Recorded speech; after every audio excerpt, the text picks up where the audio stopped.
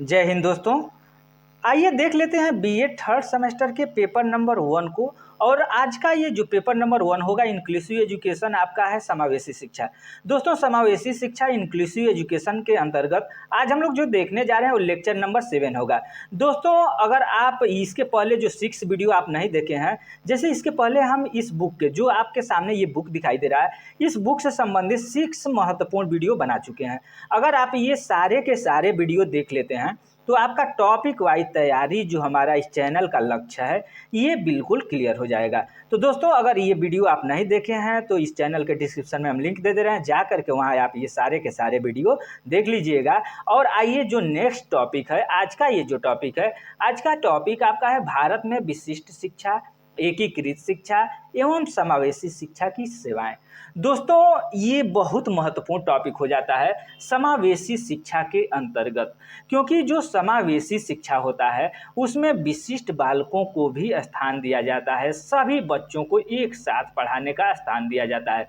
ठीक है, तो जो ये हमारा भारत देश है, भारत देश में जो विशिष्ट शिक्षा है, एकीकृत शिक्षा है एवं समावेशी शिक्षा है, ये किस तरीके से सेवाएं देते हैं इसके बारे में इस वीडियो के माध्यम से हम लोग देखेंगे। जैसे भारत में विशिष्ट शिक्षा की सेवाएं, तो आइए देख लेते हैं। सबसे पहले हम ये देखेंगे कि जो ये विशिष्ट शिक्षा है, विशिष्ट आवश्यकता वाले बालकों के लिए, जो विशेष आवश्यकता वाले बालक हैं, कौन कौन से विशेष आवश्यकता वाले बच्चे होते हैं। जैसे मान लीजिए कि जो सामान्य बच्चे हैं, देख सकते हैं, सुन सकते हैं, बोल सकते हैं, चल सकते हैं, ये तो सामान्य बच्चे हो जाते हैं। लेकिन जो बच्चा, आप सोचिए, जो बच्चा देख नहीं सकता है, बोल नहीं सकता है, चल नहीं सकता है, उन बच्चों को भी शिक्षा देने का हक, अधिकार है।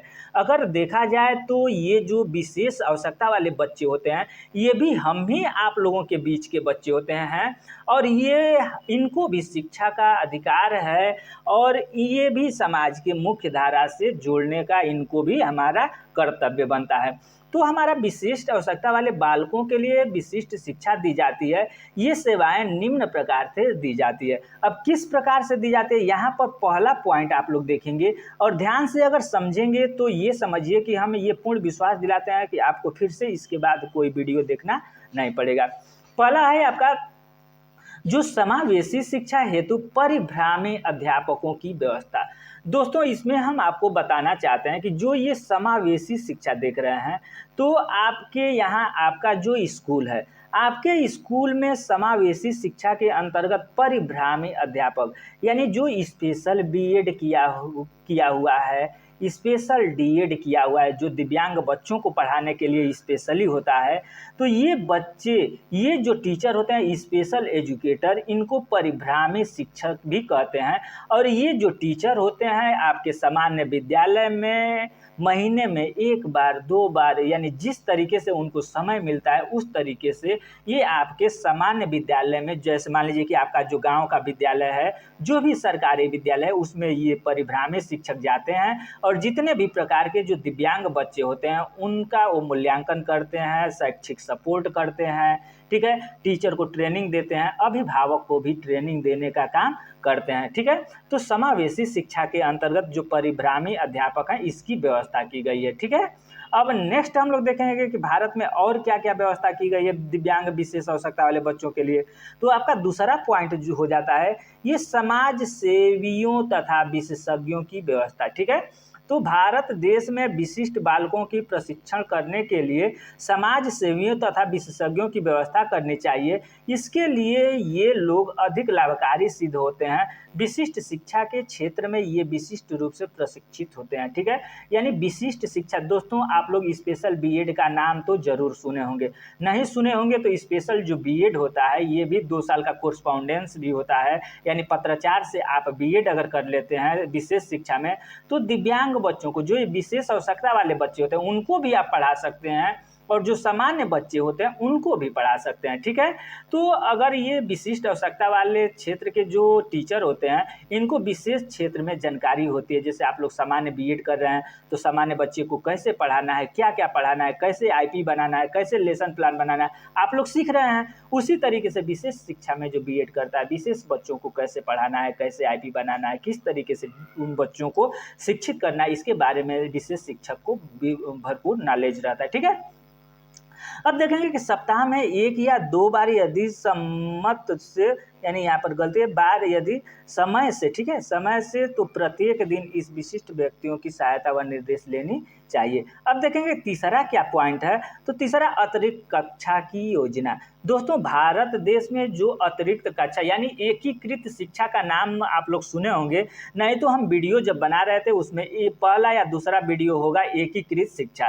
तो एकीकृत शिक्षा क्या होता है दोस्तों, एकीकृत शिक्षा में सामान्य टीचर के साथ सामान्य विद्यालय में दिव्यांग यानी विशेष आवश्यकता वाले बच्चे पढ़ते हैं और उनको अलग से कुछ क्लास दी जाती है, ठीक है, तो वही एकीकृत शिक्षा होती है। तो ये दिया है अतिरिक्त कक्षा की योजना, यानी बच्चों को सामान्य विद्यालय में सामान्य टीचर के माध्यम से सामान्य तरीके से शिक्षा तो दी जाती है, लेकिन कुछ अलग से कक्षा की जो व्यवस्था की गई है ये भारत में विशेष आवश्यकता वाले बच्चों के लिए की गई है, ठीक है, जो कि पिछड़े बालक जितने हैं, दिव्यांग बच्चे हैं या किसी भी तरीके से पिछड़े बालक हैं, उनको सामान्य बच्चों के साथ मुख्य धारा में लाया जा सके।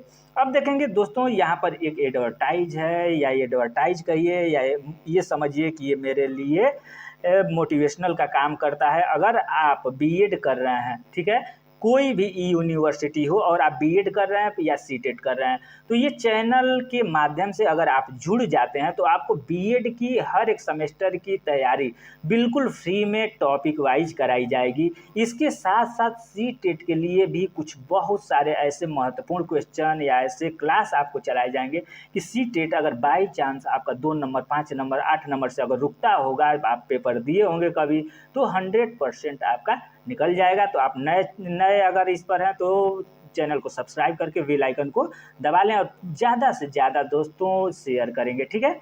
अब देखेंगे जो चौथा हेडिंग हो जाता है, ये होता है समावेशी कक्षा योजना। तो समावेशी के बारे में हम लोग पढ़े थे दोस्तों। जैसे मान लीजिए समावेशी का मतलब होता है सभी बच्चों को एक साथ विद्यालय में पढ़ाना, बल्कि विद्यालय के व्यवस्था को इस तरीके से दुरुस्त कर देना कि इसमें सामान्य बच्चे तो पढ़ेंगे ही पढ़ेंगे, लेकिन अगर दिव्यांग बच्चे या विशेष आवश्यकता वाले अगर बच्चे इस कक्षा में, जैसे मान लीजिए इसमें सामान्य बच्चे तो इस स्कूल में पढ़ रहे हैं, सामान्य बच्चों के साथ इस स्कूल में इस तरीके से हम व्यवस्था करेंगे कि जो विशेष आवश्यकता वाले बच्चे हैं वो भी अगर इस स्कूल में आ जाएं या पढ़ेंगे तो उनको विशेष तरीके से अगर टीएलएम यूज करते हैं या शिक्षक को प्रशिक्षित कर देते हैं या कुछ इस तरीके से हम लोग प्रयोग करेंगे, तो ये समावेशी शिक्षा समावेशी कक्षा योजना का यही लाभ होता है, ठीक है। अब हम लोग देखेंगे कि समावेशी विद्यालय योजना। तो समावेशी विद्यालय योजना क्या होता है, यदि विशिष्ट बालक सामान्य विद्यालय के बालकों के साथ समायोजन करने में पूरी तरह असमर्थ होते हैं, तो इस परिस्थिति में इन बालकों के लिए जैसे बहरे व गूंगे, यानी जो हियरिंग इम्पेयर्ड बच्चे होते हैं, जो गूंगे बहरे बच्चे होते हैं वे, और बाल अपराधी, कुसमायोजित, उच्च प्रतिमान संपन्न, सृजनात्मक, समस्यात्मक आदि के लिए समेकित विद्यालय की व्यवस्था करनी चाहिए।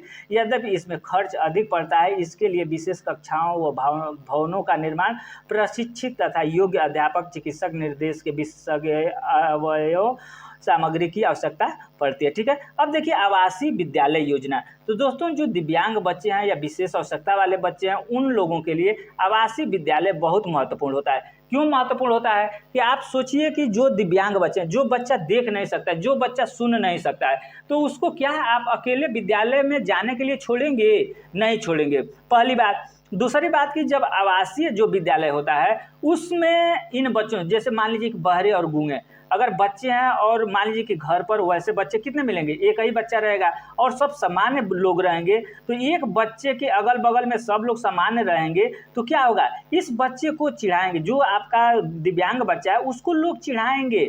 जो बच्चे होंगे, छोटे छोटे बच्चे होंगे, वो आपस में वो नहीं समझेंगे कि इस बच्चे के अंदर अगर इस तरीके से हम कर रहे हैं तो हीन भावना उत्पन्न होगी, ठीक है। लेकिन अगर इन लोगों के लिए आवासीय विद्यालय की व्यवस्था कर दिया जाए और उस विद्यालय में सारे के सारे दिव्यांग ही बच्चे रहेंगे, तो उससे क्या होगा कि इन बच्चों में ज़्यादा से ज़्यादा विकास हो सकता है। वही आवासीय विद्यालय योजना के अंतर्गत आता है, ठीक है।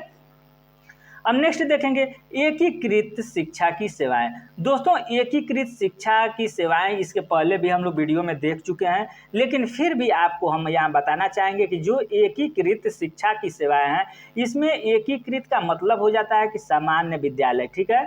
सामान्य आपका विद्यालय होगा, सामान्य बच्चे होंगे, सामान्य शिक्षक होंगे, यानी सामान्य विद्यालय में सामान्य बच्चों के साथ, सामान्य टीचर के साथ इन बच्चों को, जो दिव्यांग बच्चे होते हैं या विशेष आवश्यकता वाले बच्चे होते हैं, उनको भी सेवा दी जाती है, उनको भी पढ़ाया जाता है।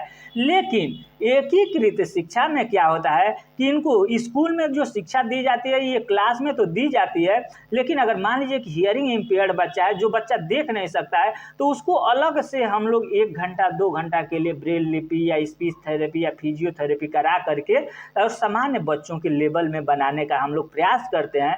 वही एकीकृत शिक्षा होता है। तो दोस्तों, आपको ये वीडियो कैसा लगा? वीडियो अगर आपको अच्छा लगा हो और वीडियो की जानकारी अगर आपको अच्छी लग रही है, पढ़ाने का तरीका अगर आपको अच्छा लग रहा है, फ्री में आपको नोट्स चाहिए, तो चैनल को सब्सक्राइब करके बेल आइकन को दबा लें। धन्यवाद।